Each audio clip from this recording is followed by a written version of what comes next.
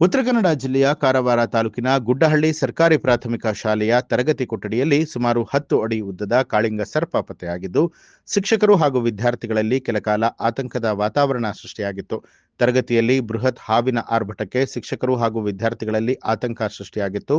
ತಕ್ಷಣ ವಿದ್ಯಾರ್ಥಿಗಳನ್ನ ತರಗತಿಯಿಂದ ಹೊರಗಡೆ ಕಳಿಸಿದ ಶಿಕ್ಷಕರು ಅರಣ್ಯ ಇಲಾಖೆ ಸಿಬ್ಬಂದಿಗಳಿಗೆ ಮಾಹಿತಿ ಕೊಟ್ಟಿದ್ದಾರೆ.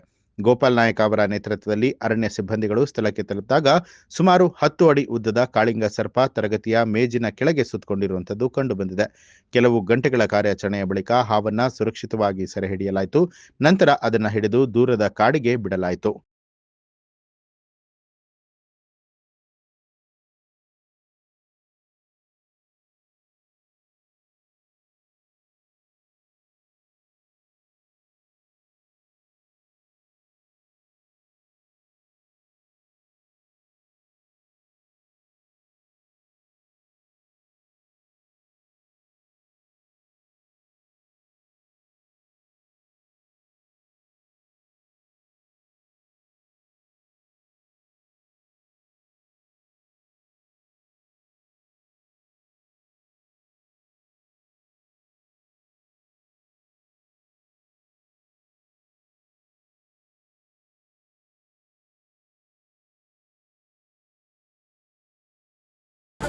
ನ್ಯೂಸ್ ಅಲರ್ಟ್ ನಿಮ್ಮಿಂದ ನಿಮಗಾಗಿ.